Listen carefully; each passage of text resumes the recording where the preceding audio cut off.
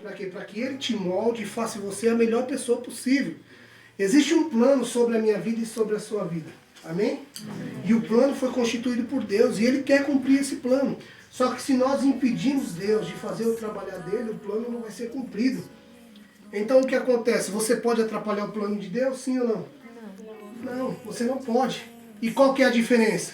Você quer fazer parte desse plano, amor? É aí que está a diferença. O plano de Deus ele vai se cumprir em Cristo. Cristo disse está consumado. Quando ele disse está consumado, está perdoado os seus pecados, você encontrou salvação e até a consumação, até que ele volte. Já está tudo feito. O que Deus quer fazer? Que nós sejamos participantes desse plano dele. Olha que coisa louca um plano de Deus para entender de uma forma humana. Deus chama você todo sujo, cheio de pecado, cheio de imundícia. E fala assim, eu vou entregar a minha vida por você, eu vou te limpar, vou te perdoar e vou fazer com que você seja um exemplo para outras pessoas. Para que elas me encontrem. Porque tem pessoas na mesma situação que você que não conseguem me enxergar.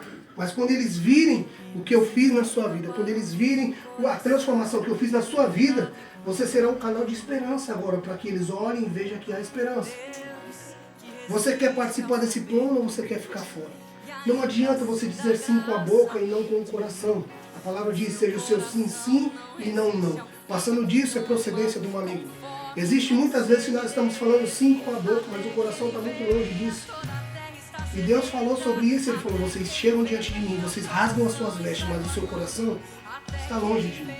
Eis que estou à porta e bato. Né? Nós usamos como a porta do coração. Ele quer o nosso coração, porque o coração do homem é enganoso.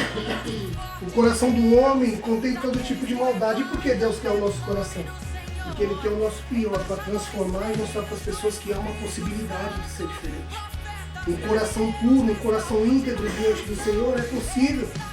Mas eu sou cheio de falha, por isso que o Espírito Santo está aqui. Para nos convencer do pecado, da justiça e do juízo de Deus. Para nos dar uma direção, sarar o nosso coração e transformar a nossa vida. Mas nós precisamos dizer sim. Mas se não houver o sim do seu coração, não vai ter como.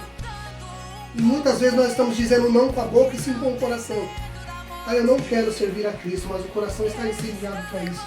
Vai dar ruim do mesmo jeito. Porque ele diz em Romanos que é aquele que confessares com a boca. Nós temos que falar que Cristo é o nosso Senhor, nós temos que nos posicionar que Jesus é o nosso Salvador. Ah, por que eu preciso confessar diante das pessoas? Para que eles vejam, para que eles sejam testemunhas do que está acontecendo. Por isso que há o convite para você se arrepender, por isso que há o convite para você se entregar para Cristo. Por isso que há o convite para o batismo, para quê? Para que seja público. Se o nosso pecado foi público, o nosso arrependimento tem que ser público também.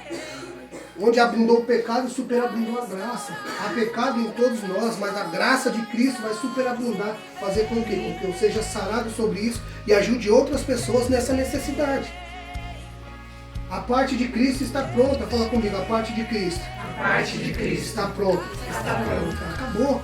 Tudo isso é acessível para todos nós que estamos aqui. E para aqueles que irão nos ouvir. E para aqueles que irão nos ver. Tudo isso é acessível para eles. E não quer dizer que nós sejamos as melhores pessoas. Muito pelo contrário. Nós tivemos um encontro com Cristo e os nossos olhos foram abertos. O nosso coração agora está dizendo sim para o Senhor. E quando nós dizemos sim para Deus, a primeira área da nossa vida que Ele vai trabalhar é que a gente largue o pecado. Uma coisa é a gente ser pecadores arrependidos e outra coisa é nós sermos pecadores conscientes. O pecado na vida de um cristão tem que ser um acidente. E você precisa se arrepender e não cair mais naquele mesmo erro, naquele mesmo pecado. Qual tem sido a dificuldade nos últimos tempos? Que as pessoas estão dizendo que pecado é um erro. E não é. Erro você pede desculpa e prossegue. Pecado não. Pecado você se arrepende para que você receba perdão de Cristo. Senão não tem como. Se não houver arrependimento, não há perdão. Então existem coisas que eu estou entendendo na minha razão que é um erro.